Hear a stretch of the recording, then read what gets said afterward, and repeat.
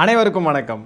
நம் தமிழ்நாட்டிற்கு 10 லட்சம் கோடி ரூபாய் கடன் இருக்கு அப்படின்றதுனால தாவேகா ரசிகர்கள், விஜய் ரசிகர்கள் பார்த்தீங்கன்னா ஒரு முடிவு எடுத்திருக்காங்க. என்ன முடிவு எடுத்திருக்காங்கன்னு பார்த்தீங்கன்னா, ஆளுக்கு கொஞ்சம் காசு, அவங்களால முடிஞ்ச காசையெல்லாம் போட்டு தமிழ்நாட்டோடைய கடனை முடிச்சு விட போகிறாங்களாம். அதுக்கு ஈரோட்டிலேருந்து ரமேஷ் அப்படின்ற ஒரு இளைஞர் பார்த்தீங்கன்னா 1,26,108 ரூபா சிஎம் ரிலீஃப் ஃபண்டுக்கு ட்ரான்ஸ்ஃபர் பண்ணி விட்டுருக்காருங்க. இப்படி ஒவ்வொருத்தரும் அவங்களால முடிஞ்ச காசை சிஎம் ரிலீஃப் ஃபண்டுக்கு அனுப்பி விட்டால் தமிழ்நாட்டுடைய கடன் முடிஞ்சு போயிடும்னு நினச்சிக்கிட்டு இதை வேற எடுத்து தாவேக்காரங்க ஷேர் பண்ணிக்கிட்டு இருக்காங்க. இங்கே பாருங்கள், எங்கள் தளபதி வந்தோடனே இதான் மாஸ், இதுதான் வெர்ச்சுவல் வாரியர்ஸோடைய மாஸ், நாங்கள்லாம் என்ன பொறுப்பு இல்லாதவங்க நினச்சிக்கிட்டு இருக்கீங்களா? எங்களெல்லாம் என்ன முட்டாள்கள்னு நினச்சிக்கிட்டு இருக்கீங்களா? பார்த்தீங்களா நாங்கள் எப்படி காசு எழுதி அனுப்புகிறோம் பாருங்கள், இதுதான் எங்களோட இது, நாங்கள் கெத்து அப்படின்னு நினச்சிக்கிட்டு கிறுக்குத்தனமாக ஷேர் பண்ணிக்கிட்டு இருக்கானுங்க. இது ரொம்ப ரொம்ப ஒரு முட்டாள்தனமான ஒரு விஷயம். இப்படி ஆளுக்கு காசு வந்து சிஎம் ரிலீஃப் ஃபண்டுக்கு அனுப்புறதுனால எல்லாம் கடன் அடைஞ்சு போயிடாது. முதல் சிஎம் ரிலீஃப் ஃபண்டுன்றது அது சிஎம் பப்ளிக் ரிலீஃப் ஃபண்டு.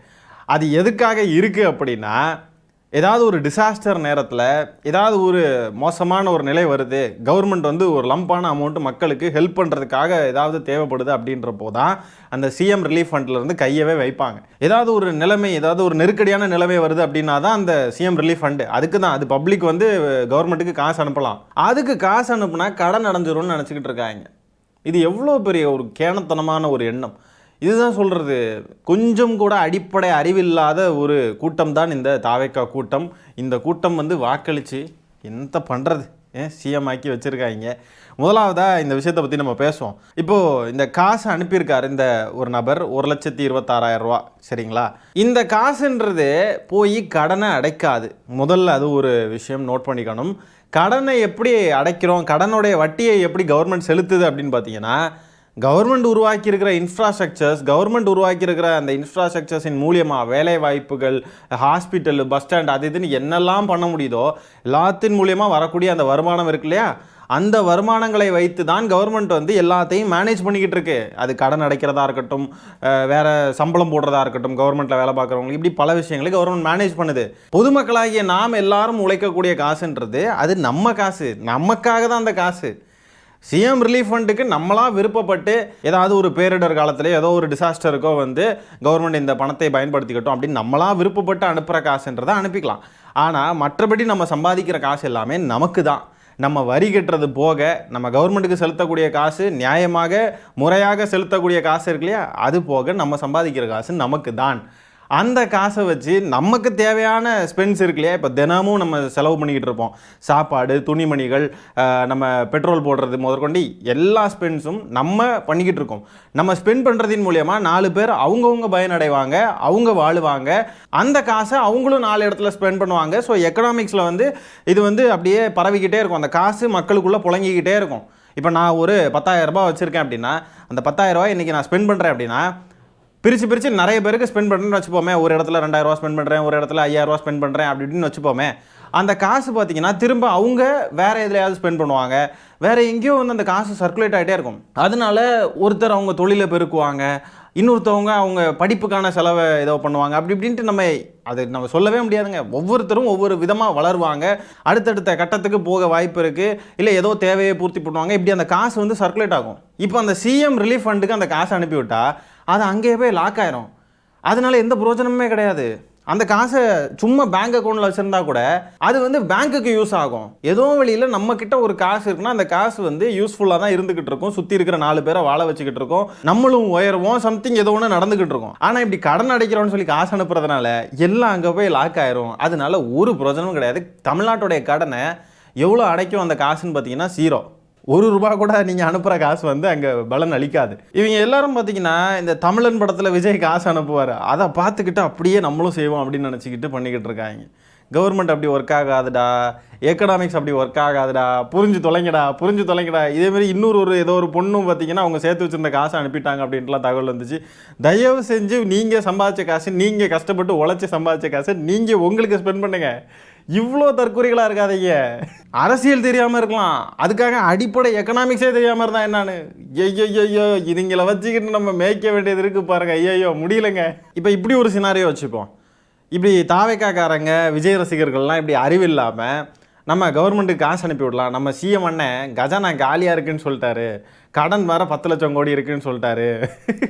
ரொம்ப கஷ்டப்படுது, திட்டங்கள் கூட நிறைவேற்ற முடியாமல் ரொம்ப கஷ்டப்படுது கவர்மெண்ட்டு, அதனால் நம்ம அனுப்பலாம் அப்படின்னு சொல்லிட்டு விஜய் ரசிகர்கள்லாம் முடிவு பண்ணி எல்லாரும் காசு அனுப்புகிறாங்கன்னு வைங்களேன்.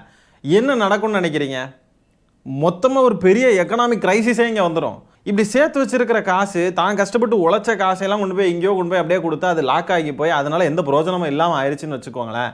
அந்த காசுனால அந்த தனி மனிதனுக்கு இருக்கக்கூடிய அந்த தேவை இருக்கு பாருங்க, அது வந்து செய்ய முடியாமலே ஆகும். பிறகு அதுக்கு தனியாக கடன் வாங்கி, அதுக்கு தனியாக வட்டி கட்டி, அதுக்கு தனியாக அங்கே ஓடி இங்கே ஓடி, அதுக்கு அது அந்த அந்த அதுவே வந்து ஒரு பெரிய எக்கனாமிக் கிரைசிஸாக மாறிடும். அதனால இது ஒரு ரொம்ப முட்டாள்தனமான ஒரு எண்ணம். இந்த மாதிரிலாம் வந்து கவர்மெண்ட் ஒர்க் ஆகாது, எக்கனாமிக்ஸ் இப்படி ஒர்க் ஆகாது. புரிஞ்சுக்கோங்க. நீங்களே தமிழ்நாட்டுடைய கடனை கட்டிடுவீங்கன்னா அப்புறம் எதுக்கு கவர்மெண்ட்டுன்னு ஒன்று இருக்குது? எதுக்கு நீங்கள் ஓட்டு போட்டு ஒருத்தரை முதலமைச்சர்னு உட்கார வச்சுருக்கீங்க? எதுக்கு? அவங்க வேலையை நீங்களே செஞ்சிட்டிங்கன்னா அப்போ கவர்மெண்ட் எதுக்குன்னு கேட்குறேன். அப்போ விஜய் ரசிகர்கள், தாவேக்கா ரசிகர்கள் என்ன சொல்ல வராங்க அப்படின்னா, தமிழ்நாட்டுடைய பொருளாதாரம், வளர்ச்சி, கட்டமைப்பு இதையெல்லாம் மேனேஜ் பண்ணுறதுக்கு விஜய் அவர்களால் முடியாது அப்படின்றது தான் சொல்ல வராங்க.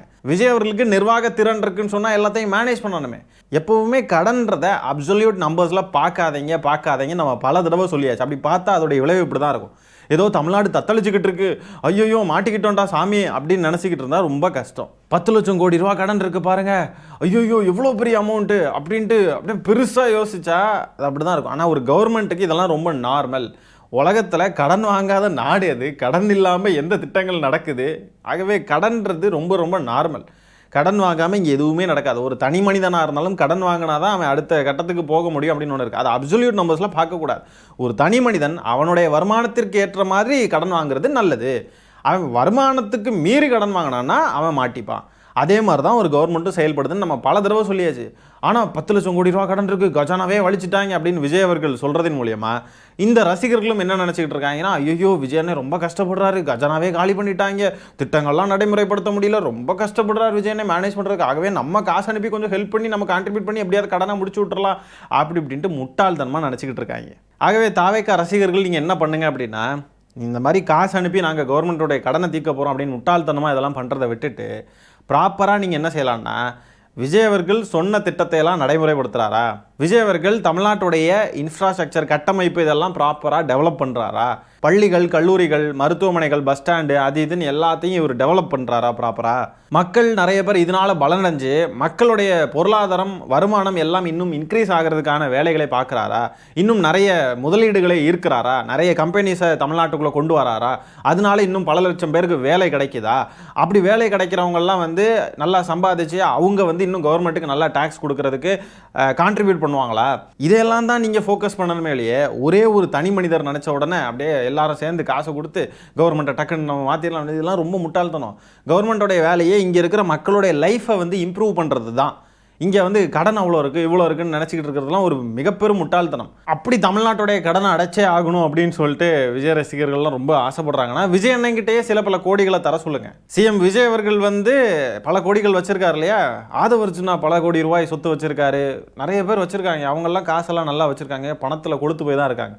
அவங்க சில பல கோடிகளை தரலாம்ல. அப்படி பெரிய பெரிய பணக்காரங்கள்லாம் சில பல கோடிகளை போட்டாவே வேலை முடிஞ்சு போயிருதே. ஏன் நம்மளை மாதிரி சாமானியர்கள் ரொம்ப கஷ்டப்பட்டு கொஞ்சம் காசு சேர்த்து வச்சு ஏதோ வந்து உழைச்சி கொண்டதுக்கு உங்களுடைய அந்த இது புரியுது, ரத்த கொதிப்பு புரியுது. ஆனால் ஸ்மார்ட்டாக செயல்படணும். நீங்கள் ஒரு இண்டிவிஜுவலாக சம்பாதிக்கிறது அது உங்களுக்கு மட்டும்தான். அது உங்களுடைய தேவைகளுக்கும் உங்களுடைய இன்வெஸ்ட்மெண்ட்ஸுக்கும் உங்களுடைய சம்மந்தப்பட்ட விஷயங்களுக்காக மட்டுமே தானே ஒழிய கவர்மெண்ட்டுக்கு கிடையாது. தமிழ்நாட்டுடைய கடனை அடைக்கிறதுக்காக அது கிடையாது. அந்த வேலையை கவர்மெண்ட் தான் பார்க்கணும். அதுக்கு தான் நீங்கள் ஓட்டு போட்டு அங்கே ஒருத்தரை தேர்ந்தெடுத்து வச்சுருக்கீங்க. அவர் இன்னும் மேலே மேலே கடன் வாங்க தான் போகிறாரு. அதை யாரும் எதுவும் பண்ண முடியாது. கடன் வாங்கி தான் இங்கே எல்லாமே பண்ணணும். ஆனால் அவர் பண்ணுற விஷயங்கள் ப்ராப்பராக பண்ணுறாரா? இங்கே நல்ல கட்டமைப்புகள் வருதா? ஸ்டேட்டை டெவலப் பண்ணுறாரா? நிறைய பேருக்கு வேலை வாய்ப்புகள் போகுதா? இதையெல்லாம் தான் பார்க்கணும். இதெல்லாம் உங்களுக்கு முன்னாடியே புரிஞ்சிருந்தா நீங்கள் தாவேக்காவுக்கு ஓட்டு போட்டிருக்கவும் மாட்டீங்க. அப்படி ஓட்டு போட்டு தேர்ந்தெடுத்து அவரை முதலமைச்சராக உட்கார வச்சுக்கிட்டு இந்த மாதிரி 1.5 லட்ச ரூபா அனுப்பி கடன் தீர்த்துடலான்னு சொல்லிட்டு இப்படி முட்டாள்தனமாக எதுவும் செய்யவும் மாட்டீங்க. அந்த அளவுக்கு உங்களுக்கு அறிவு இருந்தால் தானே. உங்களுக்கு தான் இல்லையே அந்த அறிவு, என்ன பண்ணுறது? சரி, இப்போ அடுத்த டாப்பிக்குள்ளே போவோம். தமிழ்நாடு முதலமைச்சர் அவர்களுடைய அங்கீகரிக்கப்பட்ட புகைப்படம் இதுதானாம். வேறு ஃபோட்டோவே கிடைக்கலையா? என்னடா இது? இந்த வால் போஸ்டரில் இல்லையோ ஒன்றில் இந்த டிராயிங் ஒன்று வரைஞ்சிருந்தாங்க. சிஎம் விஜய் அவர்கள் ஆட்சிக்கு வர்றதுக்கு முன்னாடி தாவேக்கா ரசிகர்கள் வரைஞ்ச ஒரு புகைப்படம். அதை பார்த்து எல்லாரும் சிரிச்சுக்கிட்டு இருக்கும் ஒரு மாதிரி. அந்த மாதிரி இருக்கு பார்க்குறதுக்கு. உண்மையை சொல்லுங்க, இந்த புகைப்படத்தை பார்க்குறப்போ எத்தனை பேருக்கு நல்ல சிரிப்பு வந்துச்சு. இனிமேல் ரேஷன் கடைகளில், அரசு அலுவலகங்களில், அங்கங்கன்னு எங்கே போனாலும் இந்த புகைப்படம் இருக்குங்க. சிரிப்பு வந்தால் சிரிச்சிருங்க, நல்லா ஜாலியாக தான் இருக்குது. இதுக்கு பதிலாக இந்த சோஃபாவில் இருக்கிற மாதிரி ஏதாவது புகைப்படம் வச்சுருந்தா நல்லா இருந்திருக்கும். சோஃபா மாடல் ஆட்சிக்கு சோஃபா இல்லைன்னா என்னான்னு. இந்த புகைப்படத்தை பார்க்குறதுக்கு இந்த சின்ன குழந்தைங்களெல்லாம் ஏதாவது இந்த ஸ்கூலில் எல்லாம் ஏதாவது ஃபங்க்ஷனுக்கு ரெடி பண்ணி விட்டு அதுக்கப்புறம் ஃபோட்டோ எடுக்க வச்சோன்னா அப்படியே இருக்கும்ல, போஸ் கொடுத்துட்டு நிற்பாங்கல்ல சின்ன குழந்தைங்க, அந்த மாதிரி இருக்குது பார்க்குறதுக்கு. அவங்கள ட்ரோல் பண்ணிக்கிறாங்கன்னா அப்போ நமக்கெல்லாம் என்ன மரியாதை? இப்படிலாம் வந்து பண்ணக்கூடாது. இதை நான் வன்மையாக கண்டிக்கிறேன். இனிமேல் இந்த மாதிரி எதுவும் செய்யக்கூடாது. நாங்கள் தான் உங்களை ட்ரோல் பண்ணுவோம், நீங்கள் வந்து உங்களை ட்ரோல் பண்ணக்கூடாது. ஆகவே இந்த காணொலியில் நம்ம பேசியிருக்கிற விஷயங்களை பற்றி என்ன நினைக்கிறீங்கன்றதை கமெண்ட்ஸில் பதிவு பண்ணுங்கள். இந்த காணொலியை நான் இத்துடன் நிறைவு செய்து கொள்கிறேன். நன்றி, வணக்கம்.